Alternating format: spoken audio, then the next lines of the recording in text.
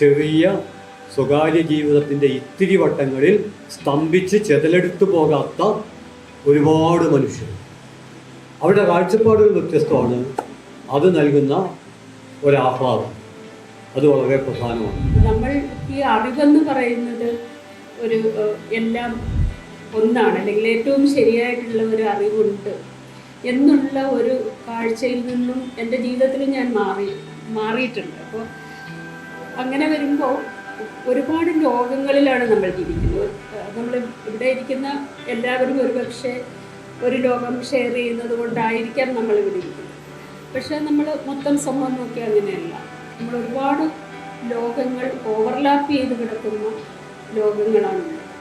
അതിൽ നമ്മുടെ ആശയങ്ങളാവട്ടെ, നമ്മുടെ അധികാര ക്രമങ്ങളാവട്ടെ ഒക്കെ തന്നെ വളരെ കോൺഫ്ലിക്റ്റിംഗ് ആയിട്ടുള്ള, പ്രത്യേകിച്ച് ഈ കാലത്തിൽ വളരെ എവിഡൻ്റാണ്. നമ്മൾ വളരെ കോൺഫ്ലിക്റ്റിംഗ് ആയിട്ടുള്ള ആശയങ്ങളുടെയും ആശയമണ്ഡലങ്ങളുടെയും ഒക്കെയുള്ള അത് ഓവർലാപ്പ് ചെയ്ത് കിടക്കുന്ന ഒരു ലോകത്തിലാണ് നമ്മളുള്ളത്.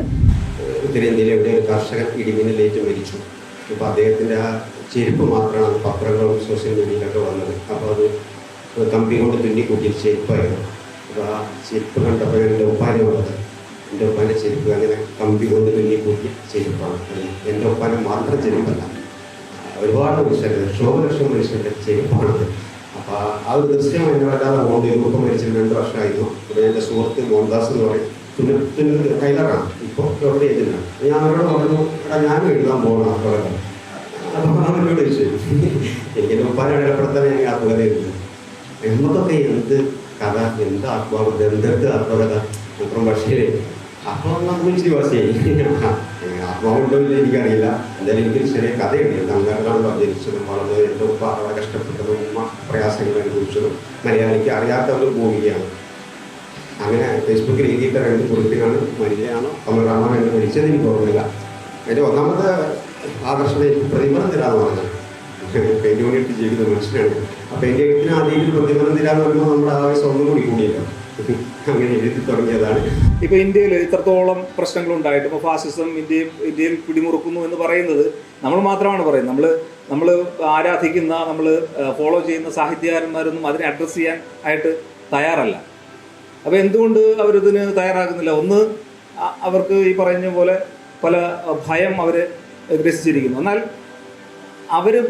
നമ്മളെപ്പോഴും പ്രതീക്ഷിക്കുന്നത് സാഹിത്യകാരന്മാർ അവരെന്തെങ്കിലും ഈ വേദികളിൽ പ്രതികരിക്കണം എന്നാണ്. സത്യത്തിൽ സാഹിത്യകാരൻ പ്രതികരിക്കേണ്ടത് അവൻ്റെ കലയിലൂടെ, സാഹിത്യകാരനായിക്കോട്ടെ അല്ലെങ്കിൽ സിനിമാക്കാരനായിക്കോട്ടെ, ഏത് കലാകാരനുമായിക്കോട്ടെ, അവൻ്റെ ഭാഷ അവൻ കൈകാര്യം ചെയ്യുന്ന കലയാണ്. ആ കലയിലൂടെ വേണം ഈ ഒരു നമ്മുടെ സമൂഹത്തിൽ നടക്കുന്ന കാര്യങ്ങളിൽ പ്രതികരിക്കാനായിട്ട്. പക്ഷേ അങ്ങനെ ഒരു സംഗതി ഉണ്ടാകുന്നില്ല. ഇത് സകലമാന വൈവിധ്യങ്ങളെയും വിളിച്ചുണർത്താനുള്ള ഏതെങ്കിലും ഒരു വൈവിധ്യം ഉണർന്നു കഴിഞ്ഞാൽ അത് നമുക്ക് വെല്ലുവിളിയാകുമോ എന്ന പ്രത്യാഘാതത്തെക്കുറിച്ചുള്ള ഭയമില്ലാത്ത നിർഭയമായ ഒരു അവതരണം എന്ന അർത്ഥത്തിൽ ഈ പുസ്തകം പ്രത്യക്ഷവും പ്രച്ഛന്നവുമായ അധികാരത്തിന് പുറത്തേക്ക് കടക്കാനുള്ള ഒരു ശ്രമമാണ്. ചിലപ്പോൾ അധികാരം അതിനെ പിറകോട്ടേക്ക് വലിക്കുന്നുണ്ടെങ്കിലും. ഡോക്ടർ എ കെ ജയശ്രീയുടെ എഴുകോണിന്റെ 2ാം പതിപ്പ് പ്രകാശനം ചെയ്തുകൊണ്ട് സംസാരിക്കുന്നതിനായി ബഹുമാനപ്പെട്ട കെ എൻ വേദിയിലേക്ക് ക്ഷണിക്കുന്നു. ജയശ്രീയുടെ എഴുകോൺ എന്ന പുസ്തകത്തിൻ്റെ പ്രകാശനവുമായി ബന്ധപ്പെട്ടുകൊണ്ട് പ്രിയപ്പെട്ട സുഹൃത്തുക്കളെ എന്ന് പറയുന്നതിന് സാധാരണ ഒരു പുസ്തകത്തിൻ്റെ പ്രകാശന സന്ദർഭത്തിൽ പ്രിയപ്പെട്ട സുഹൃത്തുക്കളെ എന്ന് പറയുന്നതിനേക്കാൾ സാന്ദ്രത ആവശ്യമാണ്. അങ്ങനെ പറയാൻ കാരണം ജയശ്രീയുടെ പുസ്തകം വളരെ സങ്കീർണമാണെന്നാണ് ഞാൻ വിചാരിക്കുന്നത്. സരളമാണ്, സങ്കീർണമാണ്. കാരണം ഈ പുസ്തകത്തിൻ്റെ ദാർശനികമായ അടിത്തറയായി അല്ലെങ്കിൽ അടിത്തറയാണ് നിൽക്കുന്നതിലൊന്ന് ശ്രീനാരായണ ഗുരുവാണ്. ഗുരുവിന് ഈ പുസ്തകത്തിൻ്റെ തുടക്കത്തിൽ അവതരിപ്പിച്ചതുകൊണ്ട് മാത്രമല്ല, ഇടയ്ക്കിടയ്ക്ക് ശ്രീനാരായണ ഗുരു ഈ പുസ്തകത്തിൽ കടന്നു വരുന്നത് കൊണ്ടും മാത്രമല്ല, അതിനപ്പുറത്ത് നമ്മൾ മലയാളത്തിൽ സ്ഥിരമായി ഒരുപക്ഷെ വളരെ അലസമായി പറഞ്ഞുകൊണ്ടിരിക്കുന്ന ഇന്നത്തെ ഒരു നവഫാസിസ്റ്റ് പശ്ചാത്തലത്തിൽ അത് ആവർത്തിച്ച് പറയേണ്ടതുണ്ട് എന്നുള്ളത് പ്രസക്തമാണ്. ആ പ്രിയപ്പെട്ട സത്യത്തിൽ കേരളീയ നവോത്ഥാനം നമുക്ക് നൽകിയ ഒരു പാരിതോഷികം, ഒരു പുരസ്കാരം, നമ്മൾ വിചാരിക്കുന്നതിനേക്കാൾ നമ്മളെ പുളകിതമാക്കുന്ന, നമുക്ക് കഴിയാത്ത ഉയരങ്ങളിൽ പറക്കാൻ നമുക്ക് ചിറകുകൾ നൽകുന്ന, കാലുളുക്കുമ്പോൾ പോലും നമുക്ക് നൃത്തം ചവിട്ടാനാവുന്ന തരത്തിൽ നമ്മെ നിർവൃത്തപ്പെടുത്തുന്ന ആ ഒരു ആശയ ലോകം, അതിൻ്റെ ഒരു പ്രതിനിധിയാണ് സത്യത്തിൽ ഈ ചെറിയ പ്രിയപ്പെട്ട. പ്രിയം എന്നുള്ളത് ഒരുപക്ഷെ ആത്മോപദേശ ശതകത്തിൽ ശ്രീനാരായണ ഒരു ജാതിക്കെതിരെയുള്ള പ്രതിരോധത്തിൻ്റെ ഏറ്റവും പ്രധാനപ്പെട്ട ഒരാശയ ആയുധമായിട്ടാണ് അദ്ദേഹം അത് ഉപയോഗിച്ചത്. അതുകൊണ്ട് ഈ പുസ്തകത്തിൻ്റെ പ്രകാശനത്തിൽ ഇതിൻ്റെ പ്രകാശനമാണ് ഞാൻ ചെയ്യേണ്ടിയിരുന്നത് എന്ന് എനിക്കൊരു കൃത്യം ധാരണയില്ല. കാരണം ഇതൊരു അനൗപചാരിക വേദിയാണ്. ഇവിടെ ഈ പുസ്തകത്തെക്കുറിച്ച് വ്യത്യസ്തമായ കാഴ്ചപ്പാടുകൾ ഇവിടെ പങ്കെടുക്കുന്നവർ അവതരിപ്പിക്കും. വായനാ ദിനമാണ്. വായിക്കാതെ തന്നെ അതൊക്കെ കേട്ട് നമുക്ക് ഉൾപ്പുളകം കൊള്ളാൻ കഴിയും, അല്ലെങ്കിൽ ഉത്കണ്ഠപ്പെടാൻ കഴിയും എന്നൊരു ധാരണയിലാണ് സത്യത്തിൽ ഞാനിവിടെ വന്നത്. അതിന് നേതൃത്വം നൽകാൻ കഴിയുന്നവർ ഈ വേദിയിൽ അമർന്നിരിക്കുന്നുണ്ട്. പക്ഷേ ഇവിടെ വന്നപ്പം പെട്ടെന്ന് മാത്രമല്ല, ഞാൻ സജീവനോട്, കമലോട് സജീവനോട് ഇപ്പോഴത്തെ ഒരു പ്രത്യേക പശ്ചാത്തലത്തിൽ ഇത് കുറച്ചുണ്ട് ഈ പുസ്തകം, എനിക്ക് വായിക്കാൻ പ്രയാസമായൊരു പശ്ചാത്തലമായതുകൊണ്ട് അപ്പം പറഞ്ഞ് അങ്ങനെ മുഴുവൻ വായിക്കാനൊന്നും വേണ്ട, ഏകദേശം കഴിയാൻ അറിയാലോ. നമുക്ക് ഉള്ള ഏകരക്ഷ ഏകദേശം എന്നുള്ളൊരു ദേശമുള്ളതാണ്. ആ ദേശമെങ്ങാനും ഇല്ലാതായി പോയാൽ കാര്യം വളരെ കഷ്ടമാണ്. പക്ഷെ എനിക്കുള്ള ആകെയുള്ള ഒരു ഉറപ്പ് എന്ന് പറയുന്നത് ഡോക്ടർ എ കെ ജയശ്രീ ഇവിടെ ഉണ്ടല്ലോ. റൊളാണ്ട് ബാർത്ത് എന്ത് പറഞ്ഞാൽ, റൊളാണ്ട് ബാർത്തിനെ കുറിച്ച് പറയുന്നത് വായനാ ദിനമായതുകൊണ്ട് ഒരു ഞങ്ങളുടെ ക്യാമ്പസിലുണ്ടായ ഒരു തമാശയുണ്ട്. അവിടെ ഒരു പുസ്തകത്തെക്കുറിച്ചുള്ള ചർച്ച നടത്തുക. മലയാളത്തിലെ ഏറ്റവും വലിയ പണ്ഡിതനായ വേണുഗോപാല പണിക്കർ മാഷാണ് സെമിനാർ നടത്തുന്നത്. മലയാളത്തിലല്ല, ഇന്ത്യയിലെ തന്നെ ഏറ്റവും വലിയ ലിംഗ്വിസ്റ്റുകളിൽ ഒരാളാണ് ഡോക്ടർ വേണുഗോപാല പണിക്കർ. അദ്ദേഹം വളരെ സീരിയസ് ആയിട്ടാണ് ഈ സെമിനാർ. അപ്പോൾ സെമിനാറിന് വേണ്ടി ആ ആഴ്ച ദ്വിജേന്ദ്രലാൽ റോയിയുടെ അക്കരെ എന്നുള്ള നാടകമാണ്. യൂണിവേഴ്സിറ്റി ലൈബ്രറിയിൽ ആ നാടകമില്ല. ഞങ്ങൾ മുങ്ങിത്തപ്പി, പക്ഷെ സെമിനാർ മാറ്റി വെക്കാൻ പറ്റില്ല. അപ്പോൾ പിന്നെ എങ്ങനെയാണ് അതേക്കുറിച്ച് പ്രസംഗിക്കുക എന്നുള്ളത് അതിൻ്റെ ഒരു ക്ലാസിക്കൽ മാതൃകയായിട്ട് അന്ന് ഞങ്ങളുടെ MA ക്ലാസ് മാറി. ഒരാളും പുസ്തകം കണ്ടിട്ടില്ല, പക്ഷെ 4-5 ആളുകൾ, ഞാനടക്കം, സാമാന്യേന തെറ്റില്ലാതെ സെമിനാറിൽ പങ്കെടുത്ത് സംസാരിച്ചു. ഈ ദ്വിജേന്ദ്രലാൽ റോയ് ഉണ്ടല്ലോ, നമ്മൾ വിചാരിക്കുന്നത് പോലെയൊന്നല്ല. ഇവിടുത്തെ നാടകകാരന്മാരൊക്കെ നടുകൂനി നിൽക്കുമ്പോൾ ബംഗാളിലെ ഈ പുലി സിംഹം നിവർന്നു നിൽക്കുന്ന ആളാണെന്നൊക്കെ പറഞ്ഞിട്ട് ഞങ്ങളെല്ലാം സംസാരിച്ചു. മാഷൊരു കാര്യം മനസ്സിലായി. മാഷ് പറഞ്ഞാൽ നമുക്ക് ഇങ്ങനെയാണെങ്കിൽ സെമിനാർ അവസാനിപ്പിക്കാം. അപ്പോഴാണ് ഞങ്ങളുടെ കൂട്ടത്തിൽ നിന്ന് വേറെ ഒരാൾ, അയാൾ വയനാട്ടുകാരനാണ്, ഇപ്പോഴും ഉണ്ട്, സുബ്രഹ്മണ്യൻ, സുബ്രു എന്ന് ഞങ്ങൾ സ്നേഹപൂർവ്വം വിളിക്കുന്ന സുബ്രു എഴുന്നേറ്റു. അപ്പോൾ മാഷക്കും സന്തോഷമായി, ഞങ്ങൾക്കും സന്തോഷമായി. വളരെ ഗൗരവമായിട്ട് സുബ്രു എന്തെങ്കിലും പറയുന്നു. പിന്നെ ഞങ്ങളിങ്ങനെ ആലോചിച്ചു, ഞങ്ങളൊന്നും കാണാത്ത ഈ പുസ്തകം സുബ്രുവിനെ എവിടുന്ന് കിട്ടി? കിട്ടാനൊരു സാധ്യതയില്ല. അപ്പോൾ സുബ്രു അവിടെ പറഞ്ഞ ഏറ്റവും ഗൗരവമായ കാര്യം, അത് വേറൊരു തരത്തിൽ ഇവിടെ പ്രസക്തമാണെന്ന് ഞാൻ വിചാരിക്കുന്നു. വായനാ ദിനമായതുകൊണ്ട് സുബ്രു വന്നു നിന്നപ്പോൾ എല്ലാവരും വളരെ ഗൗരവത്തോടെയാണ്. അതുവരെ ആൾ അന്തരീക്ഷമാകെ മാറി. അപ്പോൾ സുബ്രു പറഞ്ഞു, ദ്വിജേന്ദ്രലാൽ റോയിയെക്കുറിച്ച്, ആ അക്കരെ എന്നുള്ള നാടകത്തെക്കുറിച്ചൊക്കെ ഇവിടെ പലരും പലതും പറഞ്ഞു. സെമിനാറിന് നേതൃത്വം നൽകുന്ന മാഷക്ക് ദേഷ്യം വന്നു. അതൊക്കെ ശരിയാണ്, അത് വേണ്ടതുമാണ്. എന്നാൽ ഞാനിവിടെ പറയാൻ പോകുന്നത് വളരെ ഗൗരവമായൊരു കാര്യമാണ്. അത് ദ്വിജേന്ദ്രലാൽ റോയ് ജീവിച്ചിരുന്നപ്പോഴാണ് അദ്ദേഹം ഈ നാടകം എഴുതിയത് എന്ന കാര്യമാണ് എന്നാണ് അദ്ദേഹം തീർത്തു പറഞ്ഞത്. എന്നിട്ട് ഞങ്ങൾ എല്ലാവരെയും നോക്കി. അപ്പോൾ ഞങ്ങൾക്കും തോന്നി അത് ശരിയാണല്ലോ. അതുപോലെ ഞാനിവിടെ വന്നപ്പോൾ എൻ്റെ കാര്യം വലിയ കഷ്ടമാണ്. ഞാൻ മലയാള സർവകലാശാലയിൽ വായന, അത് കഴിഞ്ഞ് കോഴിക്കോട് പ്രിയദർശിനി വേദിയിൽ വായന, അത് കഴിഞ്ഞ് ഇവിടെ വന്നപ്പോൾ ഒരു ആശ്വാസമുള്ള വായനാ ദിനം എന്നുള്ളത് കൊണ്ട് വേണമെങ്കിൽ വായന. പക്ഷേ സുബ്രു പറഞ്ഞതുപോലെയല്ല, ഇവിടെ നമ്മുടെ മുമ്പിൽ ഡോക്ടർ ജയശ്രീ ഉണ്ട്. അതുകൊണ്ട് അവരോട് നമുക്ക് എന്ത് വേണമെങ്കിലും എങ്ങനെ വേണമെങ്കിലും സംവദിക്കാവുന്നതാണ്. അതിൻ്റെ ഒരു ഊർജമാണ് ഈ പ്രകാശനത്തിൽ. പക്ഷെ ഇങ്ങനെ പറഞ്ഞെങ്കിലും ഈ പുസ്തകം മുഴുവൻ വായിക്കാനാവില്ല എന്നായിരുന്നു ഞാൻ വിചാരിച്ചത്. പിന്നീട് വായിക്കാം. പക്ഷെ സംഭവിച്ചൊരു അത്ഭുതം എന്താണെന്ന് പറഞ്ഞാൽ, ഈ പുസ്തകം കുറച്ചങ്ങോട്ട് വായിച്ചപ്പോൾ പിന്നെ എനിക്ക് വായിക്കേണ്ടി വന്നില്ല. ആ പുസ്തകം എന്നെ എടുത്ത് ഉയർത്തി അത് തീരുന്നത് വരെ എന്നെ എൻ്റെ എല്ലാ ക്ഷീണവും അപ്രസക്തമാകുന്ന തരത്തിൽ താങ്ങി നിർത്തുകയാണ് ചെയ്തത്. ബദൽ ജീവിതത്തിൻ്റെ ഏറ്റവും ഗംഭീരമായ മലയാളത്തിലെ പാഠപുസ്തകം എന്ന് അഭിമാനത്തോടെ ഇതേക്കുറിച്ച് പറയാവുന്നതാണ്. ഒട്ടേറെ കാര്യങ്ങൾ ഇതിൽ സംവാദത്തിൽ അവതരിപ്പിക്കപ്പെടുന്നുണ്ട്. ആദ്യം തന്നെ ജയശ്രീ പറയുന്നുണ്ട്, പ്രധാനമായും 5 കാര്യങ്ങളെക്കുറിച്ചാണ് അവർ ഈ പുസ്തകത്തിൽ ആലോചനയ്ക്ക് വിധേയമാക്കുന്നത്. ആ 5ഉം തലനാരിഴകേറി ആലോചനയ്ക്ക് വിധേയമാക്കേണ്ടതാണ്. ഇന്ന് മാത്രമല്ല, നാളെയും മറ്റന്നാളും അതിനപ്പുറത്ത് ഏതെങ്കിലും ഒരു കാലം ഉണ്ടെങ്കിൽ അന്നും. കാരണം ഇതിൽ ഒന്ന് നൈതികതയെക്കുറിച്ചാണ്. നീതിയെ സംബന്ധിക്കുന്ന വളരെ മൗലികമായ ചില അന്വേഷണങ്ങളാണ്. ഒരു കാര്യം ഉറപ്പാണ്, നീതി ഇല്ലെങ്കിൽ നമുക്ക് നിലനിൽക്കാൻ പറ്റില്ല. നീതിയാണ് ന്യൂക്ലിയസ്, നീതിയാണ് നേതൃത്വം. അതേക്കുറിച്ച് നിരവധി കഥകളൊക്കെ ഉണ്ട്. അതിലൊരു കഥയുടെ ഒരു തുമ്പ് മാത്രം പറയാം. അത് ഒരാൾ മരിച്ചപ്പോൾ, എല്ലാവർക്കും അറിയാവുന്ന തന്നെയാണ്, ഒരാൾ മരിച്ചപ്പോൾ അയാളെ മറവ് ചെയ്തപ്പോൾ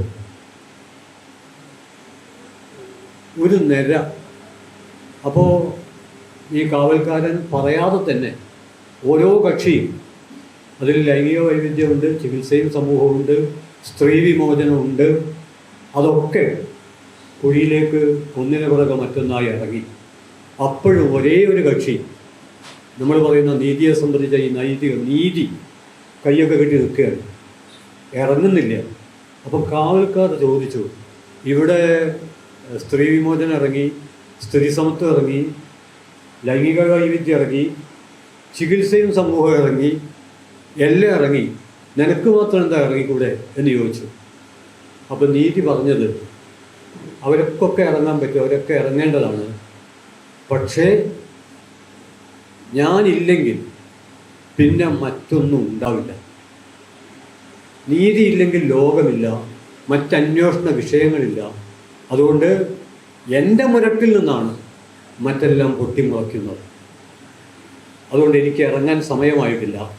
ഈ ലോകത്തിലെ മനുഷ്യരെല്ലാം മത്സരിച്ച് പരമബോധന്മാരും ബോറികളുമായി തീരുന്ന ഒരു കാലം വന്നാൽ, നിങ്ങൾ പ്രത്യേകം പറയാതെ തന്നെ ഞാൻ തന്നെ എൻ്റെ കുഴി കുത്തിയിട്ട് അതിലേക്ക് ഇറങ്ങി നിൽക്കും. അതുകൊണ്ട് എന്നെ അധികം നിർബന്ധിക്കേണ്ട എന്ന് നീതി പറഞ്ഞു എന്നാണ് പറയുന്നത്. ആ സങ്കീർണമായ നീതിയെക്കുറിച്ചാണ് നൈതികത തൻ്റെ ആലോചനാ വിഷയത്തിൽ പ്രമുഖമെന്ന് ഡോക്ടർ എ.കെ. ജയശ്രീ പറയുന്നത്. വളരെ പ്രധാനപ്പെട്ടൊരു കാര്യമാണ്. ഓരോ ചരിത്രഘട്ടവും അതിൻ്റെ നീതിയെ നിർവചിക്കുകയും പുനർനിർവചിക്കുകയും നിരാകരിക്കുകയും റദ്ദ് ചെയ്യുകയും, അങ്ങനെയാണ് ചരിത്രത്തിൽ ഈ കാര്യങ്ങളെല്ലാം ഉണ്ടായിക്കൊണ്ടിരിക്കുന്നത്. നിശ്ചലത, ഒന്നും നിശ്ചലത, എല്ലാം നിരന്തരമായ മാറ്റത്തിലൂടെ കടന്നു പോകുന്നു എന്നുള്ളതുകൊണ്ട് നീതി എന്നുള്ള ഒരടിസ്ഥാനം നിലനിൽക്കുമ്പോഴും നീതിയെക്കുറിച്ചുള്ള കാഴ്ചപ്പാട് നിരന്തരം നവീകരിക്കപ്പെട്ടുകൊണ്ടിരിക്കും.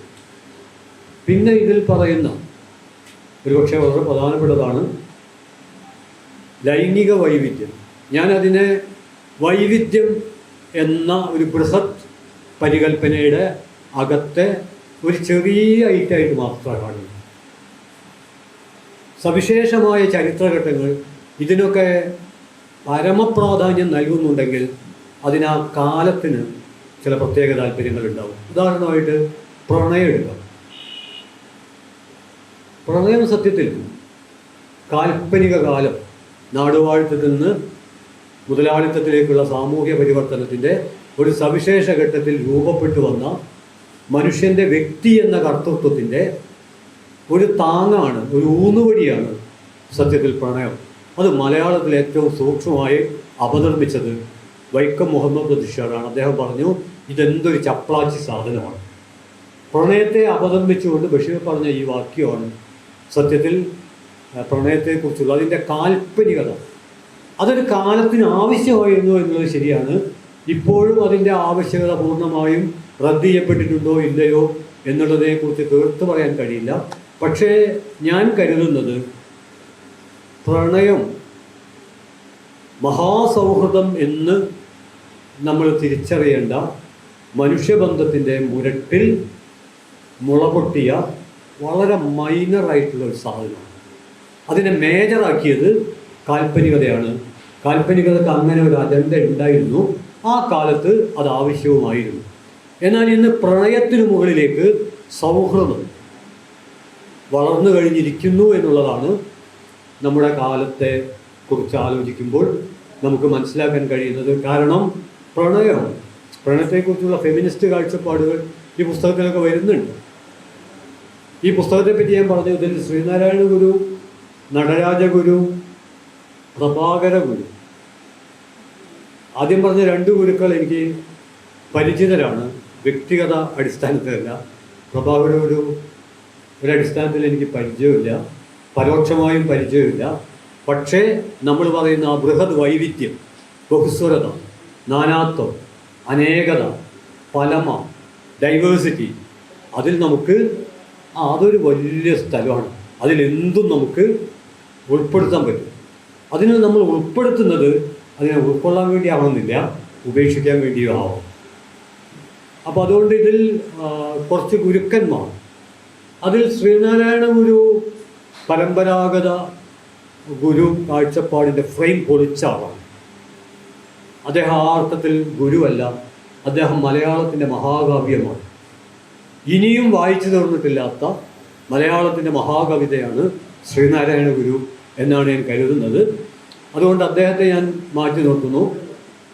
പക്ഷേ നടരാജഗുരു ശ്രീനാരായണ ഗുരുവിൻ്റെ ആധ്യാത്മികമായ വേദാന്തിക്കായ ജ്ഞാനത്തെയും ശാസ്ത്രജ്ഞാനത്തെയും എല്ലാം അദ്ദേഹത്തിൻ്റെതായ ഒരു സവിശേഷ പ്രതിഭയുടെ പശ്ചാത്തലത്തിൽ യോജിപ്പിച്ച് ചിന്തിക്കാൻ ശ്രമിച്ച നമ്മുടെ കാലത്തെ വലിയൊരു ചിന്തകനാണ് എന്ന കാര്യത്തിൽ തർക്കമില്ല.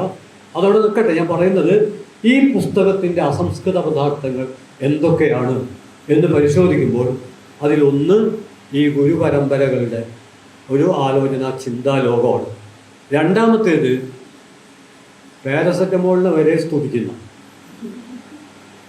പാരസെറ്റമോൾ ഒരു ആധുനിക കാലത്തിൻ്റെ ദേവതയായി മാറുന്ന തരത്തിൽ ഈ മരുന്നിനെയൊക്കെ സ്തുതിക്കുന്നു. മറ്റൊരർത്ഥത്തെ ആധുനിക ശാസ്ത്രത്തെ, സാങ്കേതിക വിദ്യയെ വേണമെങ്കിൽ ഡോക്ടർ ഉള്ളതുകൊണ്ടാണ് ടെക്നോളജിക്കൽ ഒപ്റ്റിമിസം എന്ന് വിളിക്കാവുന്ന സാങ്കേതിക വിദ്യ മനുഷ്യരെ സ്വർഗത്തിലെത്തിക്കും എന്ന് കരുതുന്ന ഒരു കാഴ്ചപ്പാടുമായി ഇതിന് ബന്ധമുണ്ടോ എന്ന് ആലോചിക്കാവുന്നതാണ്. സംവാദം എന്ന അർത്ഥത്തിലാണ് ഞാൻ പറയുന്നത്. ശ്രീനാരായണ ഗുരുവും കടുത്ത ശാരീരിക വേദനയുടെ സമയത്ത് അന്ന് ഇത്തരം മരുന്നുകൾ അദ്ദേഹം ഉപയോഗിച്ചിരിക്കുമെന്ന് തന്നെയാണ് ഞാൻ വിചാരിക്കുന്നത്. എല്ലാ തരത്തിലുള്ള വൈദ്യപ്രമുഖരും അദ്ദേഹത്തിൻ്റെ ചുറ്റും വളഞ്ഞ് അദ്ദേഹത്തെ മത്സരിച്ച് ചികിത്സ നടത്തിയിരുന്നു. പക്ഷേ അദ്ദേഹത്തിൻ്റെ വേദനയ്ക്ക് പറയത്തക്ക ഒരു കുറവും ഉണ്ടായില്ല. അപ്പോൾ പലരും ചോദിച്ചു അത്രേ, ഗുരുവിന് പോലും ഇങ്ങനെ രോഗം വരുന്നു, വേദനിക്കുന്നു. പക്ഷേ ഗുരു അതിന് പറഞ്ഞ മറുപടി അത് ശരീരത്തിനല്ലേ എന്നായിരുന്നു. അത്ര നിർവികാരമായി ശരീരത്തെ മാറ്റിവെച്ച ഗുരുവിൻ്റെ ചിന്താലോകവും ശരീരത്തെ അതിസൂക്ഷ്മമായി നിരീക്ഷിക്കുകയും അതിന് പലതരം മരുന്നുകൾ നിർദ്ദേശിക്കുകയും അതിനെ പരമാവധി എങ്ങനെയൊക്കെ നിലനിർത്താൻ പറ്റും എന്നാലോചിക്കുകയും ചെയ്യുന്ന ചികിത്സയും എല്ലാം കൂടി ചേർന്ന് ഞാനിതൊരു എക്ലക്റ്റിക്കൽ എന്ന തരത്തിലാണ് എന്ന വിമർശനം ഉന്നയിക്കില്ല. എക്ലക്റ്റിക്കൽ എന്ന് പറയുമ്പോൾ തത്വചിന്തയിലെ ഒരു പ്രവണതയാണ്, നമുക്കറിയാം. പരസ്പരം ബന്ധമില്ലാത്ത കാര്യങ്ങളെ പരസ്പരം ചേർത്ത് വെച്ച് അവതരിപ്പിക്കുന്ന രീതിയെയാണ് തത്വശാസ്ത്രത്തിൽ പൊതുവിൽ എക്ലക്റ്റിക് എന്ന് പറയുന്നത്. പെറുക്കിയെടുക്കൽ വാദം. നമുക്ക് സൗകര്യത്തിന് വേണ്ടി അവിടുന്ന് ഇവിടുന്നൊക്കെ കുറേ കാര്യങ്ങൾ പെറുക്കിയെടുത്ത് അവതരിപ്പിക്കുന്ന രീതിയാണത്. അതിലൊരു കലയുണ്ടാവും, പക്ഷെ അതിൽ ശാസ്ത്രം ഉണ്ടാകുമോ എന്ന് സംശയാസ്പദമാണ്. പക്ഷേ ഈ പുസ്തകത്തിൽ അതല്ല ഞാൻ കാണുന്നത്. ഈ പുസ്തകത്തിൽ ഞാൻ കാണുന്നത്, ഞാൻ തുടക്കത്തിൽ പറഞ്ഞു, ഇത് വായിക്കാൻ എടുക്കുമ്പോൾ നമുക്ക് ആദ്യം ഈ വായന ഒരു സാധാരണ പോലെ കുട്ടിക്കാലത്തെക്കുറിച്ചൊക്കെ പറഞ്ഞിട്ട്, അത് ഈ പുസ്തകത്തിൻ്റെ ആമുഖത്തിലും പറഞ്ഞിട്ടുണ്ട്. കുട്ടിക്കാലത്തെക്കുറിച്ച് പറയുമ്പോൾ ആമുഖത്തിൽ പറയുന്നത് മരങ്ങളും കിളികളും ഒക്കെ കോരിത്തെരിപ്പിക്കുന്ന, നിർവൃതപ്പെടുത്തുന്ന, അതേ സമയം അതൊരു അടിവരയിടേണ്ട വാക്യമാണെന്ന് ഞാൻ വിചാരിക്കുന്നു, മറ്റുള്ളവരുടെ ദുഃഖത്തെക്കുറിച്ചൊന്നും ഒരു വിധേനയും ഉത്കണ്ഠപ്പെടാത്ത അച്ഛനും അമ്മയും അടങ്ങിയ ഒരു അണുകുടുംബത്തിൻ്റെ ഒരു പശ്ചാത്തലത്തിൽ നിന്നാണ് എൻ്റെ ജീവിതം ആരംഭിക്കുന്നത്. പക്ഷേ അവിടുന്ന് ആരംഭിച്ച ആ ജീവിതം എല്ലാ അതിർത്തികളും പൊളിച്ച് നാനാതരത്തിലുള്ള അധികാരങ്ങളെ മുഴുവൻ അപനിർമ്മിച്ച് ഏറെക്കുറെ സ്വതന്ത്രമാവുന്ന, നേരത്തെ ഇവിടെ മനില സ്വാതന്ത്ര്യത്തെക്കുറിച്ച് പറഞ്ഞു എന്നാണ് ഞാൻ വിചാരിക്കുന്നത്. ഈ മൈക്കിനും ഹോളിൻ്റെയൊക്കെ അനുസരിച്ച് ഈ പറയുന്ന എല്ലാം ഇങ്ങനെ നിൽക്കുന്ന, ഇവിടെ നിൽക്കുന്ന ആൾ കേൾക്കുന്ന ആൾ ചിലപ്പോൾ അവിടെ നിൽക്കുന്ന ആൾ പലതുമായിരിക്കും നമ്മൾ കേൾക്കുക. എനിക്ക് അങ്ങനെ തോന്നിയത് സ്വാതന്ത്ര്യത്തെക്കുറിച്ച്. നമ്മുടെയൊക്കെ ജീവിതത്തിൽ നമ്മൾ അറിഞ്ഞോ അറിയാതെയോ അധികാരക്രമങ്ങൾക്ക് വഴങ്ങുമ്പോഴും അധികാരക്രമങ്ങൾക്ക് അപ്പുറത്തുള്ളൊരു സ്വാതന്ത്ര്യത്തിൻ്റെ ലോകത്തെക്കുറിച്ചുള്ള ദീപ്തമായ കിനാവുകൾ, അതാണ് നമ്മളെ കെട്ടുപോകാതെ കാത്തുകൊണ്ടിരിക്കുന്നത്. അത്തരം കിനാവുകൾ അല്ല അതിനെ പ്രയോഗത്തിൽ സാക്ഷാത്കരിക്കാൻ കഴിഞ്ഞ, അവിടെയാണ് നമ്മൾ ആ തുടക്കത്തിലെ സൗഹൃദം, സുഹൃത്തുക്കളെ, അതേക്കുറിച്ച് അത്രയാണ്. ഇനി രണ്ടാമത് ഈ പുസ്തകം എനിക്ക് ഏറ്റവും താല്പര്യം ഉണ്ടാക്കിയെടുക്കാനുള്ളൊരു കാരണം, എനിക്ക് പരിചയമുള്ള, എന്നെ പരിചയമുള്ള ഒരുപാട് മനുഷ്യർ ഈ പുസ്തകത്തിലൂടെ കയറി ഇറങ്ങി പോകുന്നുണ്ട്. ഒന്നും രണ്ടുമല്ല. ഞാനിവിടെ വന്നപ്പം തന്നെ ആദ്യം കണ്ടുപെട്ടത് താടിയൊക്കെ ഉള്ള സിനിമയിലൊക്കെ ഇടയ്ക്കിടയ്ക്ക് അഭിനയിക്കുന്ന എൻ്റെ സുഹൃത്ത് ഷുഹൈബാണ്. അപ്പോൾ ഷുഹൈബിനെ കുറിച്ച് ഈ പുസ്തകത്തിലുണ്ട്.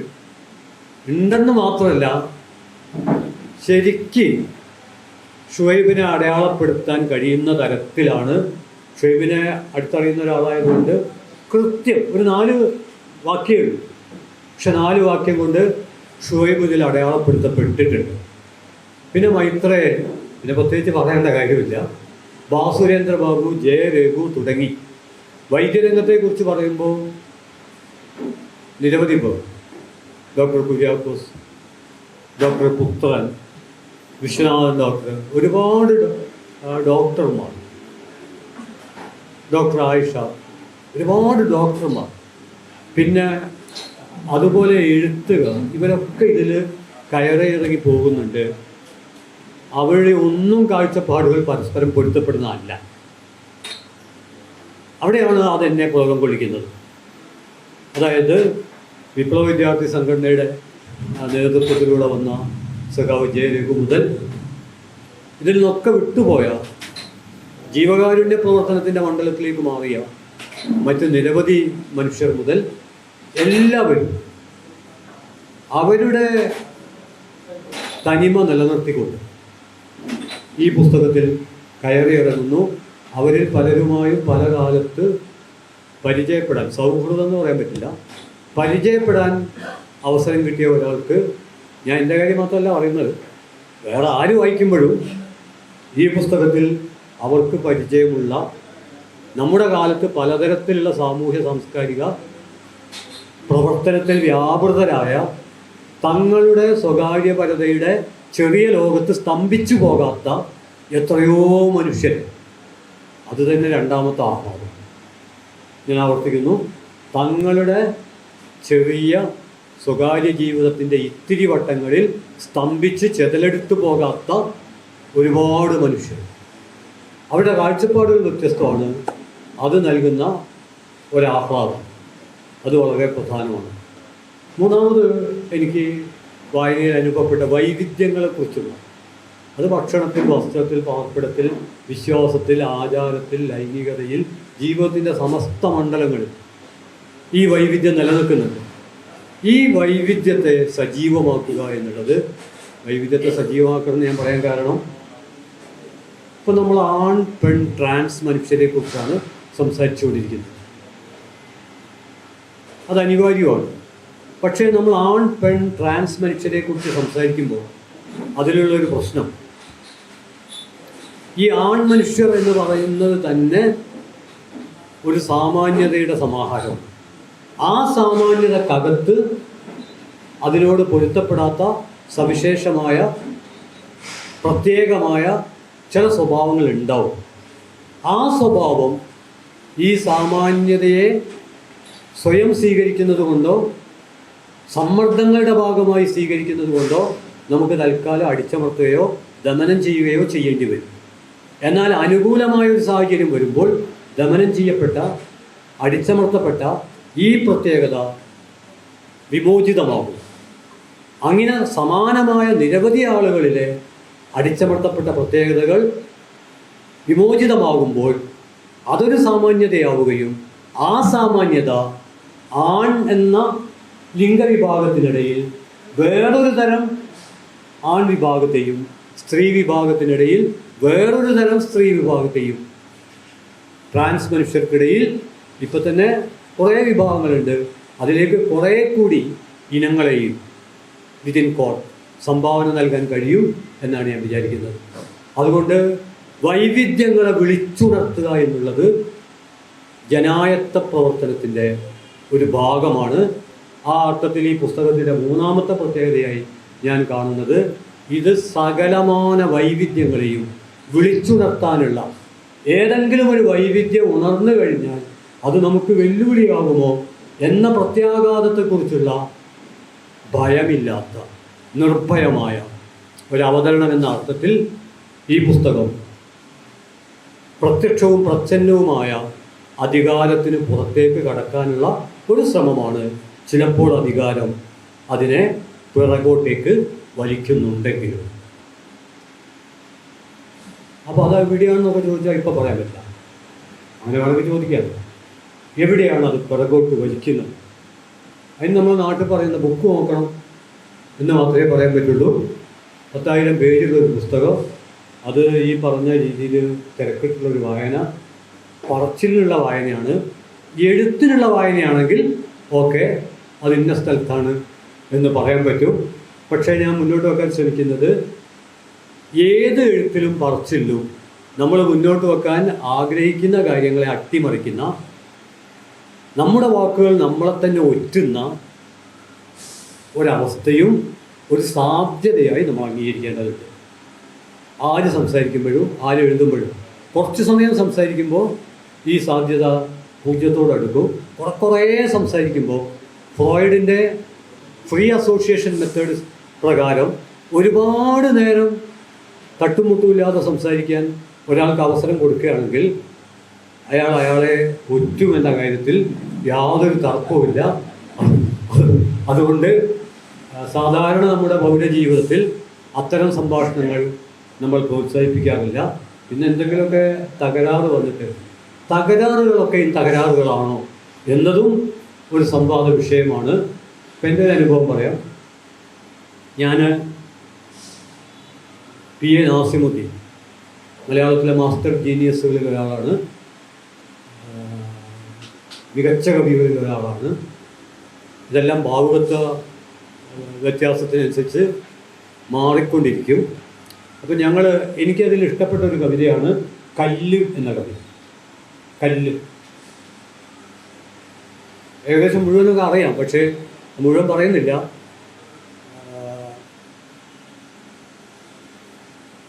പട്ടണത്തിൽ നിന്ന് പോരുമ്പോൾ ഒരു മാസിക തേടി പീടികയെല്ലാം കയറി ഒന്നും കിട്ടാതെ വഴിയിൽ നിന്നൊരു കല്ലെടുത്ത് വീശയിലിട്ടു. വീട്ടിലെത്തിയ ഉടനെ അത് നിവർത്തി വായിക്കാൻ ആരംഭിച്ചു. ഇതാണ് കവിത. ഇങ്ങനെയാണ് ഇത് പോകുന്നുണ്ട്. ഇത് മുഴുവൻ വായിച്ചു കഴിഞ്ഞാൽ നമുക്കൊരു സർറിയലിസ്റ്റിക് അവസ്ഥ ഉണ്ടാവും. അതിനപ്പുറമുള്ള ചില സംഭവങ്ങൾ സൂക്ഷ്മവായന. അപ്പോൾ ഞങ്ങൾ ഈ തുഞ്ചൻപറമ്പിൽ ഒരു പ്രോഗ്രാമിന് ഒന്നിച്ച് ഒരു വാഹനത്തിൽ പോകുമ്പോൾ ഞാൻ ചോദിച്ചു, ഈ കവിതയെക്കുറിച്ച് പറ്റുമോ, എന്തെങ്കിലും പറയാൻ പറ്റുമോ? അതെനിക്ക് അന്ന് നല്ല ഭ്രാന്തായിരുന്നു ചെയ്യാൻ. അന്ന് എഴുതിയ കവിതയാണ്. ഈ കവിതയുടെ തുടക്കത്തിൽ കല്ലെടുത്ത് കീശയിലിട്ടുണ്ട്. ഈ കവിത അവസാനിക്കുന്നത് ആ കല്ല് ഞാൻ ജനവാതിലൂടെ പുറത്തേക്ക് എറിഞ്ഞു എന്ന് പറഞ്ഞിട്ടാണ്. അപ്പോൾ ഈ ഭ്രാന്ത് വളരെ സർഗാത്മകമായി തീരുന്നു.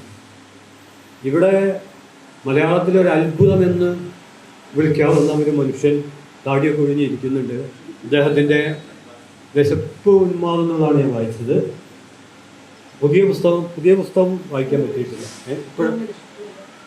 തുടങ്ങി വായിക്കാൻ കിട്ടിയിട്ടില്ല. അതിൻ്റെ പ്രകാശനം അല്ലെങ്കിലും അതിൻ്റെ കോപ്പി സൗജന്യമായിട്ട് കിട്ടും എന്ന് വിചാരിക്കുന്നു. അപ്പോൾ ഞാൻ പറയുന്നത് ഇതൊക്കെ അമ്പരപ്പിക്കുന്ന. അതിനു മുമ്പ് എനിക്ക് യാതൊരു പരിചയമില്ല, ഞാൻ കണ്ടിട്ടുമില്ല, കേട്ടിട്ടുമില്ല. ഈ പുസ്തകം വായിക്കണമെന്ന് എന്നോട് പറഞ്ഞത് പുസ്തകം വിൽക്കുന്ന ആ വേദിയിൽ, കൈരളിയുടെ മുമ്പിലുള്ള വേദിയിൽ വെച്ച് ഒരു പ്രോഗ്രാം കഴിഞ്ഞ് പുറത്തിറങ്ങിയപ്പോൾ പുസ്തകം വിൽക്കുന്ന ആൾ KN ഈ പുസ്തകം എന്തായാലും വായിക്കണം എന്ന് പറഞ്ഞ് തരാനുണ്ടായത്. ഞാൻ അന്ന് തന്നെ ഈ പുസ്തകം തുടങ്ങി വെക്കാമെന്ന് വിചാരിച്ചു. പക്ഷേ ഈ പുസ്തകം ഇതുപോലെ തന്നെ തുടങ്ങി വെക്കാൻ കഴിയുന്ന പുസ്തകമല്ല. അത് തുടങ്ങുമ്പോൾ തന്നെ അത് നമ്മളെ കൊണ്ട് അത് മുഴുവൻ വായിപ്പിക്കും. അപ്പോൾ ഞാനീ പറഞ്ഞതിൻ്റെ മറ്റൊരു കോമ്രേഡ് കൂടി ഇരിക്കുന്നുണ്ട്. അദ്ദേഹത്തിൻ്റെ കൃതിയും ഞാൻ വായിച്ചിട്ടില്ല. ഞാൻ പറയുന്നത് ഇങ്ങനെയുള്ള ഗടാഗടിയന്മാരായ മഹാപ്രതിഭകൾ ഇരിക്കുന്നൊരു വേദിയിൽ ഇനിയും സംസാരിച്ചാൽ ആളുകളെ ക്യൂ നിന്ന് അടിക്കും. അത് സംഭവിക്കാതിരിക്കാൻ ഞാൻ ജാഗ്രത പാലിക്കേണ്ടതുണ്ട്. എന്തായാലും തുടക്കത്തിൽ പറഞ്ഞ പോലെ ബദൽ ജീവിതത്തിൻ്റെ ഒരു പാഠപുസ്തകം.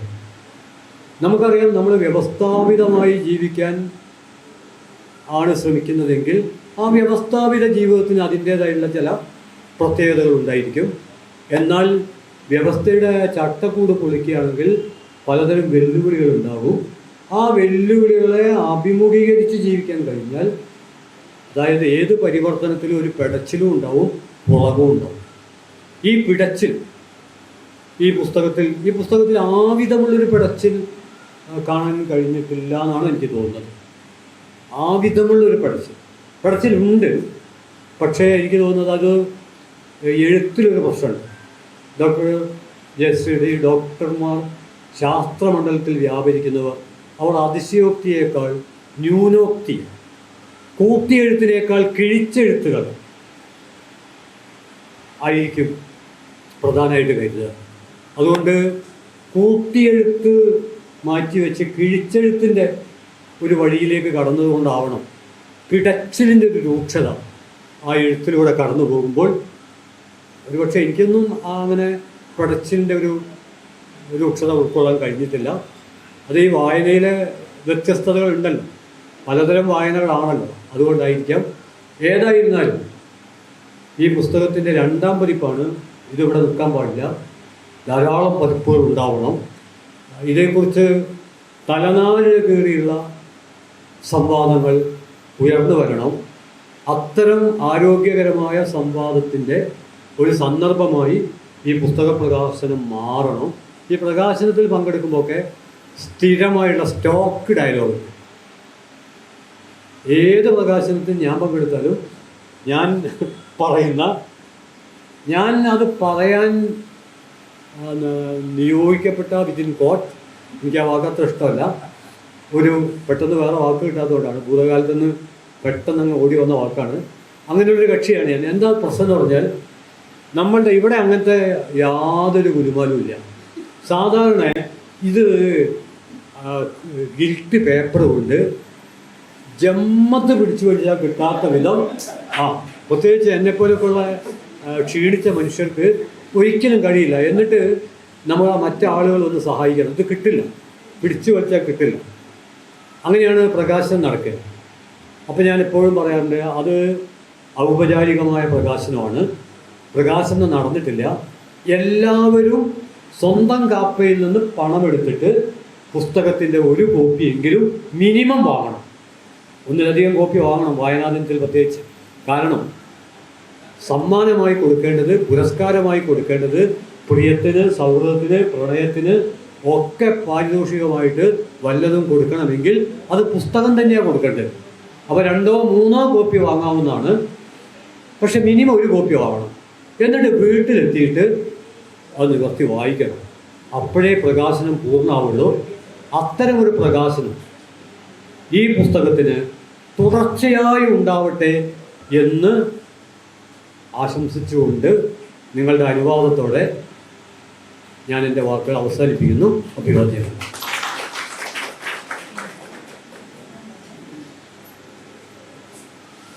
പ്രിയപ്പെട്ട KEN പുസ്തകത്തെ വിലയിരുത്തിക്കൊണ്ട് സംസാരിച്ചതിന് നന്ദി. ഡോക്ടർ AK ജയശ്രീയെ ക്ഷണിക്കുകയാണ്. ഈ പുസ്തകം എഴുതാനുണ്ടായ സാഹചര്യവും അതിലെ കണ്ടന്റിനെ കുറിച്ചും പുസ്തകം ഇറങ്ങിയതിന് ശേഷം ഉണ്ടായ അനുഭവങ്ങളെ കുറിച്ചും ഒക്കെ സംസാരിക്കാനായിട്ട്. ഞാൻ വളരെ കുറച്ചേ സംസാരിക്കുള്ളൂ. ആരെങ്കിലും ചോദിച്ചാൽ കൂടുതൽ പറയാം. ഞാനിപ്പോൾ ഈ KEN എൻ്റെ പ്രിയപ്പെട്ട സുഹൃത്ത് KEN പറഞ്ഞപ്പോൾ ഞാനിനി അത് വെച്ചുകൊണ്ട് ഒന്നുകൂടെ വായിക്കണം, ഞാൻ എൻ്റെ പുസ്തകം ഒന്നുകൂടെ വായിക്കണം എന്ന് ആലോചിക്കുകയാണ് ചെയ്തത്.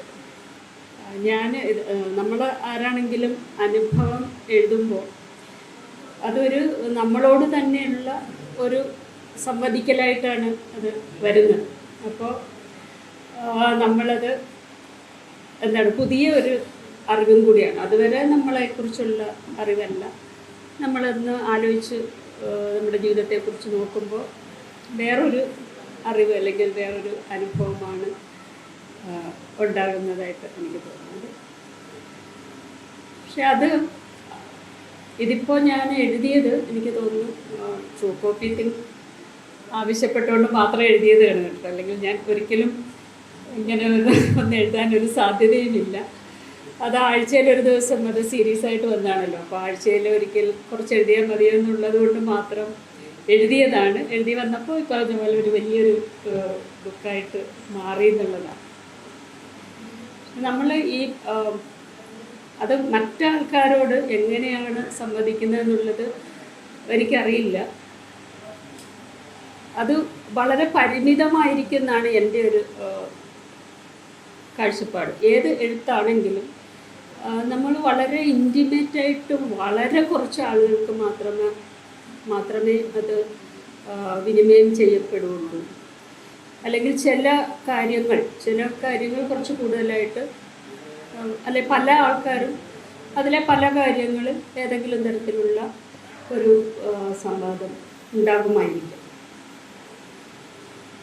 അത് ഞാനിപ്പോൾ എൻ്റെ അനുഭവം ഇപ്പോൾ നാരായണ ഗുരുവിൻ്റെ കാര്യം പറഞ്ഞപ്പോൾ നമ്മൾ ഈ അറിവെന്ന് പറയുന്നത് ഒരു എല്ലാം ഒന്നാണ്, അല്ലെങ്കിൽ ഏറ്റവും ശരിയായിട്ടുള്ള ഒരു അറിവുണ്ട് എന്നുള്ള ഒരു കാഴ്ചയിൽ നിന്നും എൻ്റെ ജീവിതത്തിൽ ഞാൻ മാറിയിട്ടുണ്ട്. അപ്പോൾ അങ്ങനെ വരുമ്പോൾ ഒരുപാട് ലോകങ്ങളിലാണ് നമ്മൾ ജീവിക്കുന്നത്. നമ്മൾ ഇവിടെ ഇരിക്കുന്ന എല്ലാവരും ഒരുപക്ഷെ ഒരു ലോകം ഷെയർ ചെയ്യുന്നത് കൊണ്ടായിരിക്കാം നമ്മൾ ഇവിടെ ഇരിക്കുന്നത്. പക്ഷേ നമ്മൾ മൊത്തം സമൂഹം നോക്കിയാൽ അങ്ങനെയല്ല. നമ്മൾ ഒരുപാട് ലോകങ്ങൾ ഓവർലാപ്പ് ചെയ്ത് കിടക്കുന്ന ലോകങ്ങളാണുള്ളത്. അതിൽ നമ്മുടെ ആശയങ്ങളാവട്ടെ, നമ്മുടെ അധികാര ക്രമങ്ങളാകട്ടെ ഒക്കെ തന്നെ വളരെ കോൺഫ്ലിക്റ്റിംഗ് ആയിട്ടുള്ള, പ്രത്യേകിച്ച് ഈ കാലത്തിൽ വളരെ എവിഡൻ്റാണ്. നമ്മൾ വളരെ കോൺഫ്ലിക്റ്റിംഗ് ആയിട്ടുള്ള ആശയമണ്ഡലങ്ങളുടെയും ഒക്കെയുള്ള അത് ഓവർലാപ്പ് ചെയ്ത് കിടക്കുന്ന ഒരു ലോകത്തിലാണ് നമ്മളുള്ളത്. അപ്പോൾ എന്തെഴുതിയാലും അത് വളരെ കുറച്ച് ആളുകളിലേക്ക് മാത്രമാണ് വാസ്തവത്തിൽ എത്തുക. അത് വായിക്കുന്ന രീതിയും ഒക്കെ തന്നെ വളരെ വ്യത്യാസമായിരിക്കുന്നു. അപ്പോൾ ഇതിൽ ഞാനൊരു വൈരുദ്ധ്യം തന്നെ ഞാൻ തന്നെ അനുഭവിക്കുന്ന ഒരു പ്രതിസന്ധി അല്ലെങ്കിൽ വൈരുദ്ധ്യം ഉണ്ട്. അത് നമ്മളിത് ആളുകളിലേക്ക് എത്തിക്കുക എന്ന് പറയുമ്പോൾ ഇപ്പോൾ 500 കോപ്പി അടിച്ചു, അത് മുഴുവൻ ആളുകൾക്ക് കൊടുത്തു, വീണ്ടും 500 കോപ്പി അടിക്കുമ്പോൾ നമുക്കത് വിൽക്കണം എന്ന് പറയുമ്പോൾ അതേസമയം എനിക്കറിയാം ഇത് അങ്ങനെ ആളുകൾക്ക് എന്താണ് പറയുക, അങ്ങനെ ഒരു താല്പര്യം ഉണ്ടാകണമെന്നില്ല. പക്ഷെ നമ്മളത് ചെയ്യേണ്ടി വരുന്നു എന്നുള്ള ഒരു എൻ്റെ പ്രതിസന്ധിയെക്കുറിച്ചും കൂടിയാണ് ഞാൻ പറയുന്നത്. അപ്പോൾ ഞാനും ഇത് ചെയ്യുന്നുണ്ട് കേട്ടോ. ഇതൊരു വയലൻസ് ആണോ എന്ന് എനിക്ക് പലപ്പോഴും തോന്നുന്നു. ഇങ്ങനെ ആൾക്കാരോട് ഫോഴ്സ് ചെയ്ത് ഞാനൊരു പുസ്തകം എഴുതിയാൽ നിങ്ങൾ വായിക്കൂ എന്ന് പറയേണ്ടി വരുന്ന ഒരു അവസ്ഥയുണ്ടല്ലോ. അപ്പോൾ അത് ഞാൻ ചെയ്യുന്നുണ്ട് കേട്ടോ. കമൽ റാമിനോട് പറയുകയാണ്, ഞാൻ ചെയ്യുന്നുണ്ട്. എനിക്ക് പരിചയമുള്ള എൻ്റെ ഫോണിൽ നമ്പറുള്ള എല്ലാവർക്കും അയച്ചു കൊടുത്തു. ഇന്നത്തെ പരിപാടിയെക്കുറിച്ച് ഞാൻ അയച്ചു കൊടുത്തു. പക്ഷെ എനിക്കറിയില്ല, അതൊന്നും വലിയ വയലൻസ് അല്ലായിരിക്കും. വയലൻസ് നടക്കുന്ന ലോകത്തിൽ അതല്ലായിരിക്കുമെന്ന് ഞാൻ സമാധാനിക്കുകയാണ്. പിന്നെ വേറൊരു ഗുണമുള്ളത്, ഇപ്പോൾ KN പറയുമ്പോഴാണെങ്കിൽ ഒരുപാട് കാര്യങ്ങളും എന്താണ് ഇങ്ങനെയൊക്കെ കാണാൻ പറ്റുമെന്ന്. അതുപോലെ ഇത് വായിച്ചിട്ട് ഒരുപാട് പേര് എനിക്ക് വ്യക്തിപരമായിട്ട് എഴുതിയിട്ടുണ്ട്, മെസ്സേജൊക്കെ അയക്കും. അവർ പറയുമ്പോൾ എന്താണ് സംഭവിക്കുക വെച്ചാൽ നമുക്ക് വീണ്ടും വേറൊരു അനുഭവം അല്ലെങ്കിൽ വേറൊരു അറിവ് നമുക്ക് ഉണ്ടാവുകയാണ്. അത് വളരെ ഗുണകരമാണെന്ന് എനിക്ക് തോന്നുന്നുണ്ട്. അപ്പോൾ വീണ്ടും നമ്മളിങ്ങനെ എന്താ പറയുക, പുതിയ അനുഭവങ്ങളിലേക്കും പുതിയ ചർച്ചകളിലേക്കും ഒക്കെ പോകുന്നു എന്നുള്ളതാണ് ഞാനിതിനകത്ത് കാണുന്ന ഗുണപരമായിട്ടുള്ളൊരു കാര്യം. അതുകൊണ്ട് എനിക്ക് വീണ്ടും ഈ 500 രൂപ കൂടെ ചിലവാക്കണമെന്ന് തന്നെ എനിക്ക് പറയാനുള്ളൂ. അപ്പോൾ എനിക്ക് നമുക്കൊരു സംവാദമാകുന്നതായിരിക്കും നല്ലത്, ബാക്കിയുള്ളവരും കൂടെ സംസാരിച്ചതിന് ശേഷമോ അല്ലേ. അല്ലാതെ ഞാനിനി അതിനെക്കുറിച്ച് എനിക്ക് കൂടുതലായിട്ടൊന്നും പറയാനില്ല. പലരും പല ചോദ്യങ്ങളും എന്നോട് വ്യക്തിപരമായിട്ട് ഇന്ന് ഇവിടെ വരുന്നതിന് മുമ്പ് ഞാനൊരു സുഹൃത്തുമായിട്ട് ഇതിൽ ഉള്ള വിഷയം ഒരു മണിക്കൂറോളം നമ്മൾ തമ്മിൽ അങ്ങോട്ടും ഇങ്ങോട്ടും മെസ്സേജുകൾ അയക്കുകയുണ്ടായി. അപ്പോൾ അതുപോലെ എനിക്ക് തോന്നുന്നു അപ്പോൾ മാത്രമേ അതിനൊരു അർത്ഥമുള്ളൂ. വായിച്ചിട്ടുള്ള ആൾക്കാരോ അല്ലെങ്കിൽ വായിക്കാത്തവരാണെങ്കിലും നമുക്കൊരു സംവാദത്തിലേക്ക് പോകുന്നതായിരിക്കും നല്ലത്. അത്രയേ ഉള്ളൂ. നന്ദി. മാർക്കറ്റിംഗ് എന്ന് പറയുന്നത് വയലൻസ് അല്ല എന്ന് ഈ ഫീൽഡിൽ ഇറങ്ങിയപ്പോഴാണ് നമ്മൾ തിരിച്ചറിയുന്നത്. വയലൻസ് അല്ലാത്ത വിധത്തിൽ നമുക്ക് ആദ്യമൊക്കെ തോന്നിയിരുന്നു. ഇതിങ്ങനെ നിരന്തരം ഓൺലൈൻ വഴി വിൽപ്പന ആയതുകൊണ്ട് അയച്ചു കൊടുക്കുമ്പോൾ ആൾക്കാർക്ക് മടുക്കില്ലേ, കാണുന്നുണ്ടാവും, അത് ഡിലീറ്റ് ചെയ്ത് കളയുകയാണോ എന്നൊക്കെ തോന്നും. പക്ഷെ കുറച്ച് കഴിയുമ്പോൾ ഈ ഉടുപ്പൊക്കെ പോയിട്ട് നമ്മളിത് നിരന്തരം അയച്ചു കൊടുക്കുന്നത് ഒരു ശീലമായി മാറുമെന്നാണ് ഈ 4 വർഷത്തെ ഓൺലൈൻ ജീവിതത്തിലൂടെ മനസ്സിലായിട്ടുള്ളത്. ജയശ്രീ ഡോക്ടർക്ക് നന്ദി. അടുത്തതായി അബ്ബാസ് സംസാരിക്കും.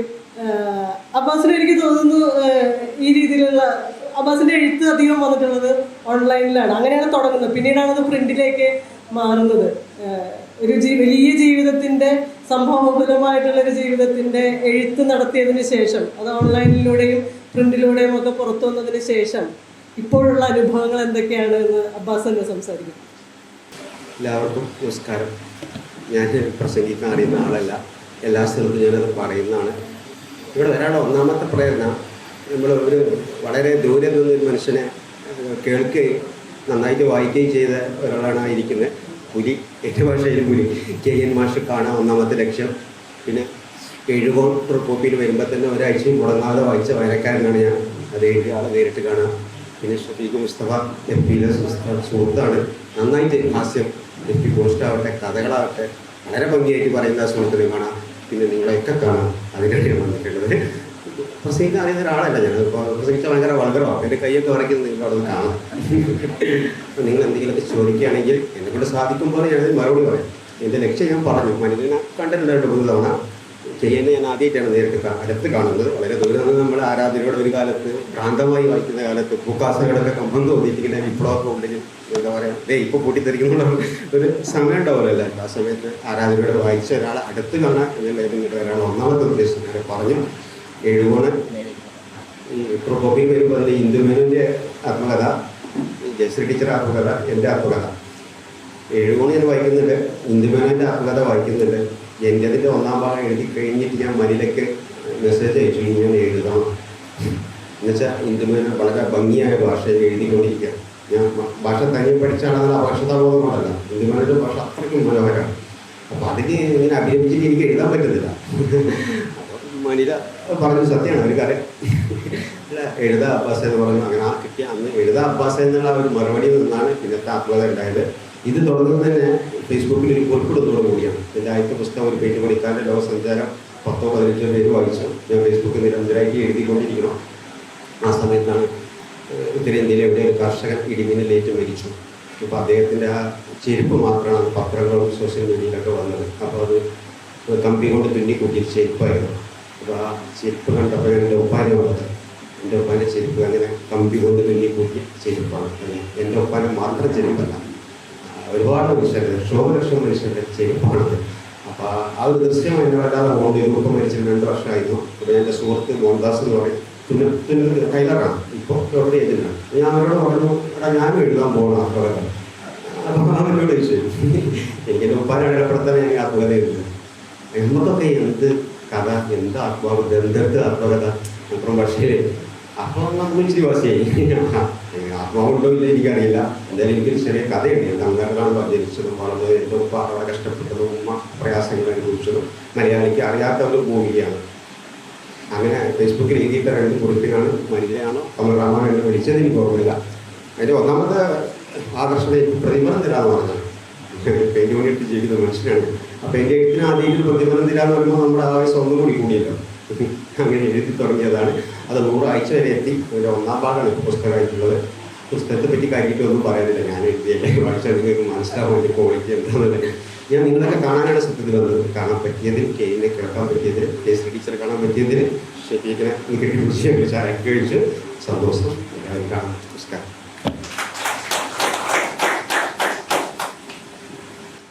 അബ്ബാസിനും നന്ദി. അടുത്തത് ഷഫീഖ് മുസ്തഫയാണ് സംസാരിക്കുന്നത്.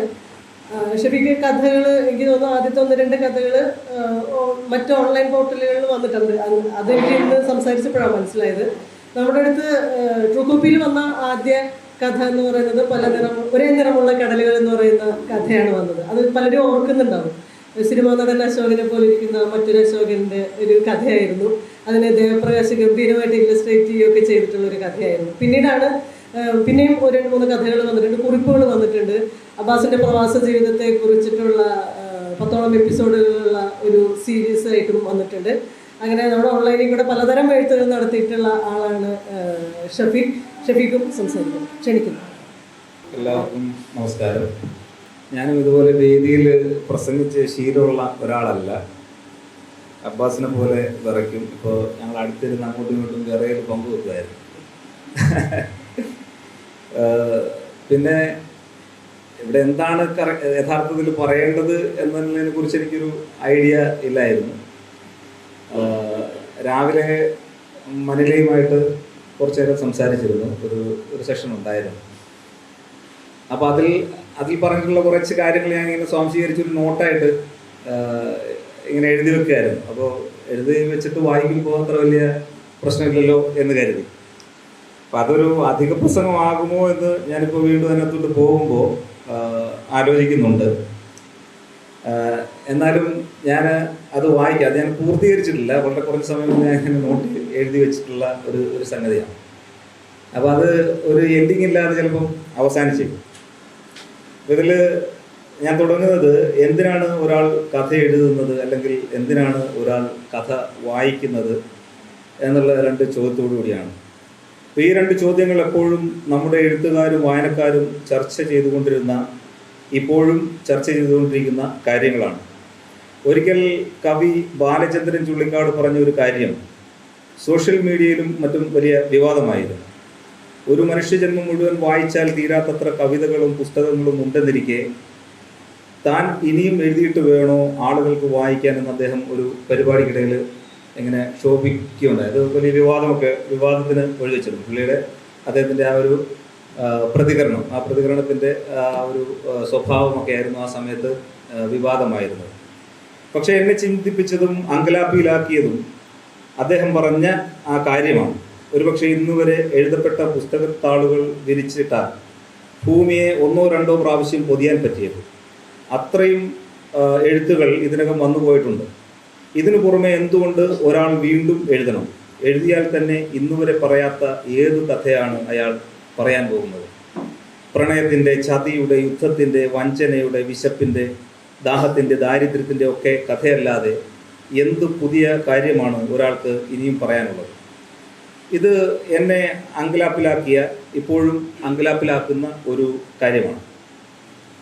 കുറേ നാൾ മുമ്പ് കോഴിക്കോട് വന്നപ്പോൾ മാനാഞ്ചിറയെ അലങ്കരിക്കുന്ന മഹാസാഹിത്യകാരൻ എസ് കെ പൊറ്റക്കാടിൻ്റെ പ്രതിമയെ നോക്കി ഞാൻ കുറേ നേരം നിന്നു. അദ്ദേഹം കോഴിക്കോടിൻ്റെയും മലയാളത്തിൻ്റെയും മഹാനായ കഥാകാരനാണ്. അതേസമയം മറ്റൊരു ചിന്തയും എന്നിലുണ്ടായി. ഒരു കഥാകാരൻ മാത്രം എഴുതിയാൽ പൂർണ്ണമാകുന്നതാണോ ഒരു നഗരത്തിൻ്റെയോ ദേശത്തിൻ്റെയോ കഥ? Basheer, Vijayan, Uroob, MT Mukundan, NP Muhammad, UA Khader, Zacharia ഇവരെല്ലാം ചേർന്ന് എഴുതിയാൽ തീരുന്നതാണോ ഒരു ദേശത്തിൻ്റെയോ ഒരു നഗരത്തിൻ്റെയോ കഥ? എഴുത്തുകാരൻ എഴുതുമ്പോഴും നിൽക്കുമ്പോഴും കിടക്കുമ്പോഴുമെല്ലാം നഗരവും ദേശവും മുന്നോട്ട് നടക്കുകയാണ്. ഇപ്പോഴിപ്പോൾ നഗരം ഓടുകയാണ്. നഗരം ദിനം പ്രതി മാറിക്കൊണ്ടിരിക്കുന്നു. അവിടെ ജീവിതങ്ങൾ, വഴികൾ, തെരുവുകൾ എല്ലാം മാറുന്നു. അങ്ങനെ പുതിയ എഴുത്തുകൾ അത് ആവശ്യപ്പെട്ടുകൊണ്ടേയിരിക്കുന്നു. ബാലചന്ദ്രൻ ചുള്ളിക്കാട് ഉയർത്തിയ സന്ദേഹം തീർക്കാൻ MN വിജയൻ്റേതെന്ന് പറയപ്പെടുന്ന ഒരു വാചകം സോഷ്യൽ മീഡിയ വഴി എന്നിലെത്തി. ഒരു വിജയനോ ബഷീറോ MTയോ എഴുതിയാൽ തീരുന്നതല്ല ജീവിതം എന്നതായിരുന്നു ആ വാചകം.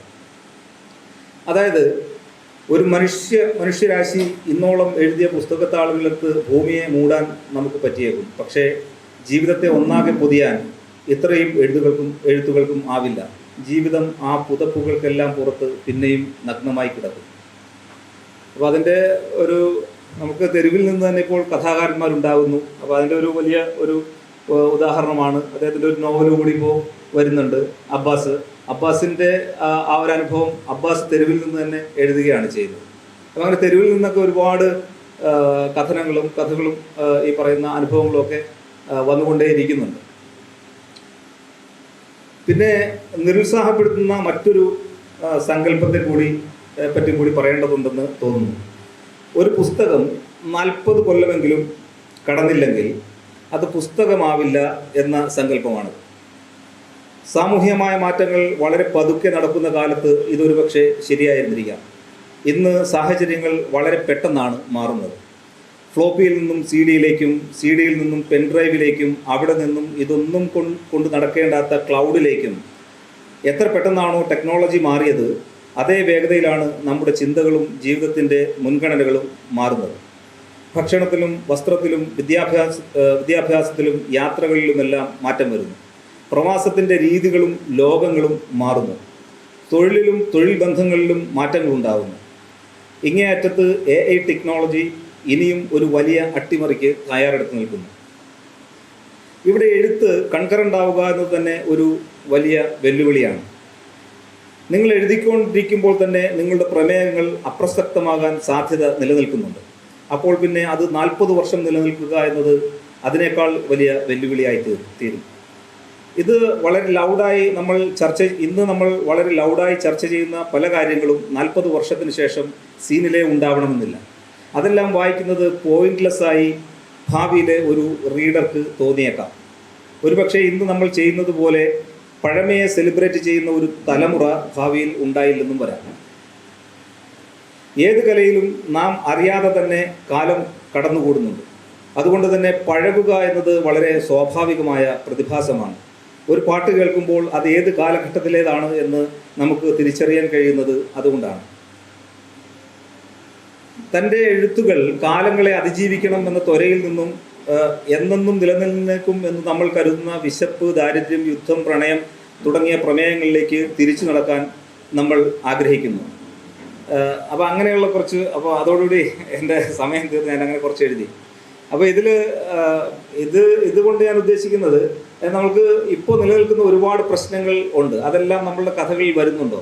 അതല്ലെങ്കിൽ കഥാകാരന്മാർ അവരുടെ പ്രമേയം തിരഞ്ഞെടുക്കുമ്പോൾ എൻ്റെ കഥ ഒരുപാട് കാലം നിലനിൽക്കേണ്ടതാണ്, അതുകൊണ്ട് കൺകറൻ്റായിട്ടുള്ള വിഷയങ്ങളെ അഭിമുഖീകരിച്ചാൽ ശരിയാകില്ല, ഒരുപക്ഷെ എന്നും നിലനിൽക്കും എന്ന് പറയുന്ന അല്ലെങ്കിൽ പറയപ്പെടുന്ന ദാരിദ്ര്യമോ അല്ലെങ്കിൽ യുദ്ധമോ അതുപോലെയുള്ള കാര്യങ്ങളോ പറഞ്ഞാൽ മതിയാകുമല്ലോ എന്ന് ചിന്തിക്കുന്ന ആ രീതിയിൽ മാത്രം സാഹിത്യത്തെ കാണുന്ന ഒരു ഗ്രൂപ്പ് കൂടി ഉണ്ടെന്ന് എൻ്റെ പൊതുവായിട്ടുള്ളൊരു വായനയിലൊക്കെ എനിക്ക് അങ്ങനെ മനസ്സിലായിട്ടുണ്ട്.